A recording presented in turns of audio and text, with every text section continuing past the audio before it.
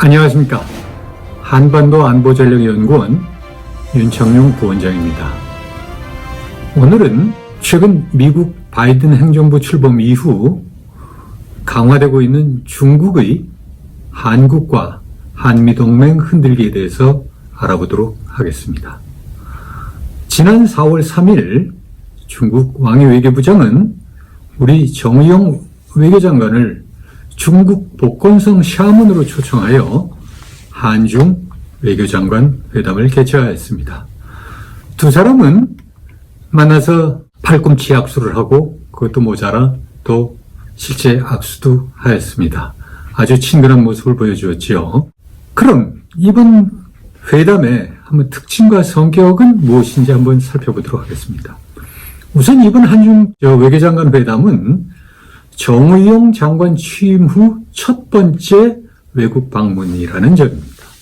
첫 번째 외국 방문으로 우리 외교장관이 중국을 선택한 것입니다. 그리고 왕이 중국 외교부장이 미국 대선 직후인 지난해 11월 26일 방한하여 한중 외교장관 회담을 개최한 바 있고, 지난 2월 16일 정의용 장관이 취임하고 나서 정의용 장관과 통화한 바도 있습니다. 한중 장관 회담이 얼마 전에 일어났었다는 얘기죠. 그리고 시간적으로 미국 워싱턴에서 4월 2일 미국 바이든 정부 출범 이후 최초의 한국과 미국, 일본 3국의 안보실장 회의가 개최되는 것과 거의 같은 시각에 우리 외교장관을 초청하여 한중 외교장관 회담을 개최하였다는 것입니다. 그리고 또한 장소 면에서는 미국과 대만 관계가 긴밀화되는 상황하에서 대만이 뻔히 바라다 보이는, 그리고 1958년 대만 공격 시에 전초기지 역할을 했던 샤먼으로 우리 외교장관을 초청하였다는 점입니다. 그럼 중국의 노림수는 무엇이었을까요? 우선 첫째는 한국 정부가 미국과 마찬가지로 중국을 중시하고 있음을 과시하려 했던 것으로 보입니다.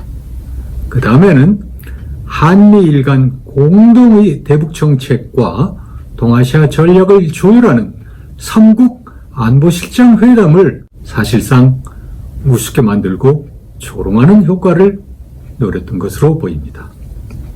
또한 미국이 중국으로부터 대만을 분리독립시키려 한다면 중국은 미국의 동맹국인 한국을 빼내겠다는 메시지를 전달하려고 했다고 볼 수가 있습니다. 결국 미국의 대중 포위망을 붕괴시키고 한국과 한미 관계를 흔들려는 전략이라고 할 수 있습니다. 이와 같은 중국의 한미동맹 흔들기는 사례가 많습니다만, 우선 시진핑 주석은 미국 바이든 대통령 취임 직후인 금년 1월 26일 문재인 대통령과 통화를 하였습니다. 우리 대통령이 바이든 대통령과 통화를 앞두고 먼저 통화를 한 것이지요. 이때 시진핑 주석은 한중 우호 협력 강화를 피력하였습니다. 그리고 이것을 받아서 중국 언론들은 대대적으로 한중 관계의 중요한 새로운 진전으로 이어질 것이다 하고 대서특필한 바 있습니다. 이는 다음으로 이어지는 문재인 대통령과 바이든 대통령의 통화를 견제하고 한국이 초청을 받은 민주주의 국가연합, 즉 D10 가입을 견제하려는 의도가 크다고 보여집니다. 결국 그러면 4월 3일 한중 외교장관 회담에서는 무슨 일이 있었을까요? 우리 측의 발표에 따르면 장관 회담 결과라 시진핑 방한 의지를 재천명하였고, 코로나 상황이 안정되는 대로 조속히 방안이 실현되도록 적극 소통하기로 하였다고 하였습니다. 그리고 의회 간 교류를 활성화하기로 하였다.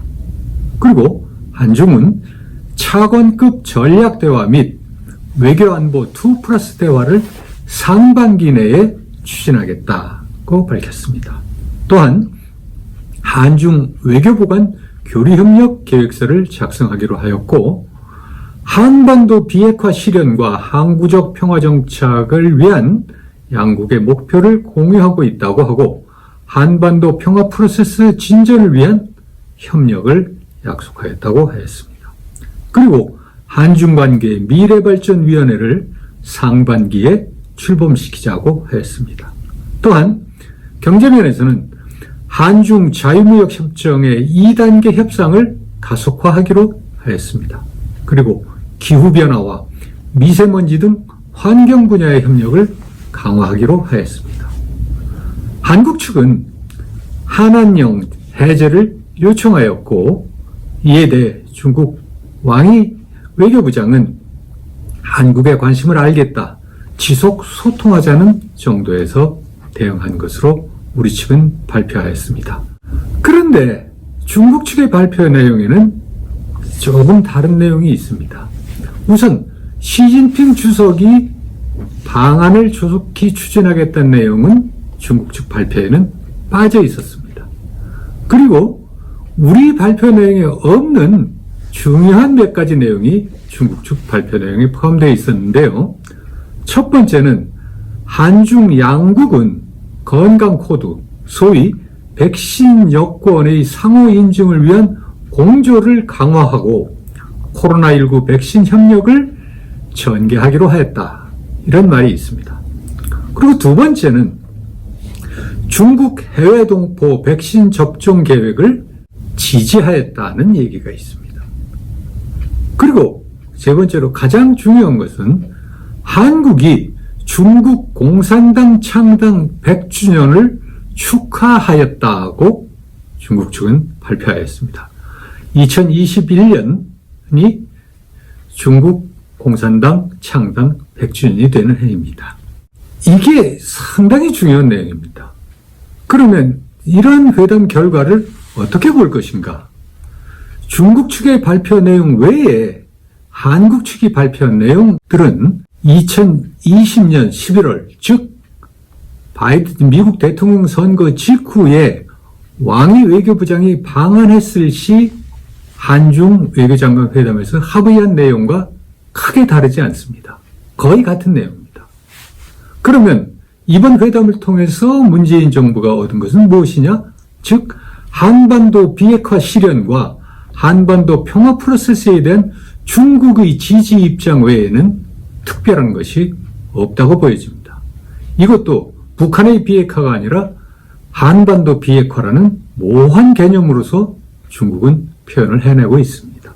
결국은 이 얘기는 우리가 시진핑 주석의 방한과 문재인 정부의 대북 포용 정책인 한반도 평화 프로세스 추진에 매달리는 사이 중국은 한국 흔들기에 적극 나서고 있는 것입니다.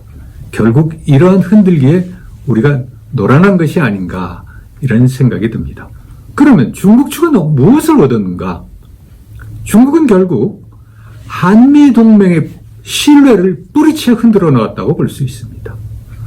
국제사회에서 또한 신뢰가 부족한 중국 백신에 한국이 신뢰를 부여한 것으로 선전할 빌미를 주었습니다.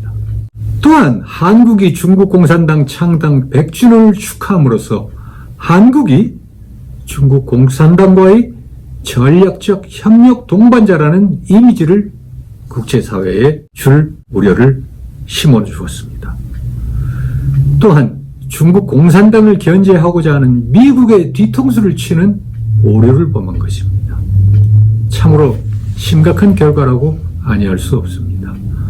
결국 이러한 한중 외교장관 회담에 대해서 우리 문재인 정부와 정의용 장관은 책임을 지고 해명을 해야 될 것입니다. 참으로 심각한 문제가 아닐 수 없습니다. 감사합니다.